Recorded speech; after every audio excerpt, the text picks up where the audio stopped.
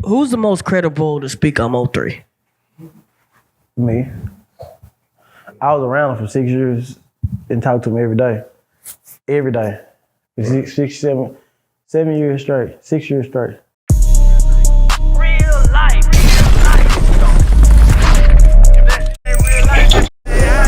It ain't real life. Just ain't real life street stars. Know what time it is. I have to ask, man. I got to get your stats and your the 50 Cent hip hop homicide. Man, that was deep on it. Man, let me just say this. What was put on screen and what came on WeTV, I did not expect a lot of things that happened on the screen. Like First and foremost, Sky. well, nothing against Sky. Well, no, I will say the one thing that I felt with Sky was that smile she gave Van Lathan when he walked in. It was, Yeah, and then that cry, I was like, ooh, Oscar worthy. Now Sky made it what it was. Yeah, I said, ooh, Sky. Ooh, I said, Sky. Made it what It's it funny was. because I talked to Sky afterwards, and I'm like, ooh, you put that sauce on it. Like, ooh, okay, you know how to sell that motherfucker. I'm like, What you see? what I saw was when they said MO3, when they said cloud chasing, and they put up the definition, cloud chasing. Yeah, nah. I felt a way about that. I'm like, Nah, I ain't like that, but they cut Sky verse. They cut what she said in place. how much did they, from what you know, how much they cut out of that? Because we talked to Kogati. A lot. And Kogati said he did a whole interview with him that was never put out. They wanted some messy shit. So we got. I got the opportunity, but the Mo3 documentary gonna be way better, and I'm gonna get down to dirty. But Mo3 didn't die over no rap shit. Right. Mo3 didn't die over Mo3 didn't die over no rap shit at all. Yeah, I watched Skull, just so you know, Skull kind of paint the picture that it was like, hey, this was something over here. Mm-hmm. You came on saying, nah, this was not that. And then of course like a Duke Farrow, a Sky, and they were just, kind of putting their 2 cents in. And I like the dynamic that the fact that you came in and you said like, nah, this was not that. Nah, it wasn't no rap shit at all. Who's the most credible to speak on MO3? Me. I was around him for 6 years and talked to him every day. Every day. 7 years straight. 6 years straight. And I'm just curious. I was around him when he bought everything first. I can tell you every song. I can hear the song and know when he recorded it, who he talking about, every jewelry, when he bought the jewelry, every car. I could tell the whole story, everything. Now, that's one thing you said on that documentary. That's one thing that myself, I didn't know, and I talked to some other people that didn't know that either. You said he still had cash and jewelry in the car. A lot. We just came from the road. Yeah. So that information never was put out there like I that. ain't telling, it did a lot of it. There was, and then they talked about his hand, if he had the protection on him. Mm-hmm. Was it in the car? Did he have it on him? Or did you remove it or someone remove it before? Yeah, that's dumb. Listen, one thing 3 told me, and one thing everybody always knew about how me and him move. Rule number 1, never let one person know where you stay. Go ask some of them niggas around us. Yeah. Where Mo3 stayed? Where Rainwater stayed? Yeah. They might have seen him going somewhere, like he disappeared. he went in the elevator. Listen, that's rule number 1. Yeah. Never let a soul know where you stay. Yeah. Because they get mad at you. So, at the end of the day, nobody took nothing out at all. Charleston White would say, I'm going to release where Rainwater stay. What do you say to that? Yeah, I sit there and looked at it and say, he don't know where I stay. Okay. You don't even know how I move. Now, you were on the phone with 3 when the incident went down.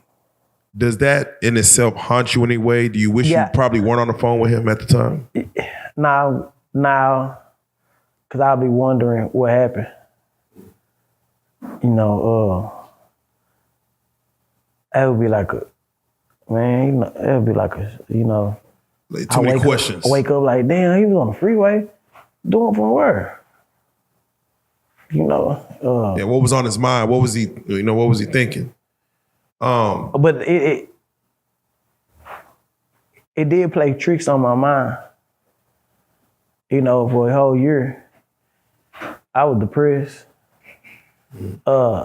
I kept moving to not think about it. It really ain't hit me till like this summer, working on this album. Right. But yeah, do you feel like you ever need therapy from that situation? Like just from mentally dealing with the weight of that? Nah, yeah, you're right. I just start fucking. I just start fucking. That's the best therapy you can get. That's the best therapy. And playing with that motherfucker just got me 3 kids. I said that girl said she got triplets. I said that shit. MO3 ass playing. Damn it. And for those that may not know, congratulations, Rain, triplets. Yeah, triplets. Man. I went from 1 child to 5 kids. Within what, 2 calendar years? Yeah, MO3 died, I had 1 child. Wow. 1 child of 5 years. Yeah, I had 1 child. But I was I was. They might measure your success based on that. Like, okay, he must be successful. Yeah, I was depressed though, but I didn't realize it though, I was. Let me tell you what this dude said. Yeah. This dude said, life, people be successful when they help another person and don't have no motive behind it. Right? That's real. So, and I sat back and looked at it. He said when you help somebody that don't have no motive behind it, that brings joy.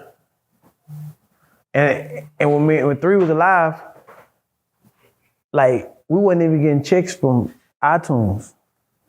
We were just having fun going from city to city, having fun getting cash money, like, you know what I'm saying? So we never worry about anything. And we never worry about the business. Were you supposed to be getting checks from iTunes? Yeah, but we never, because we were selling CDs. I talked to some June last night, and I said, June, you remember? He said, bro, we were selling CDs. My whole mama house was a distribution company at one time. You know what I'm saying? So we didn't know nothing about it, so we was having joy. It wasn't about the money. Yeah. Sometimes the virus should go back to money. So when he died, and then all this money was just sitting there. You know what I'm saying? Yeah. That nobody touched. I didn't know nothing about it. You know what I'm saying? Yeah.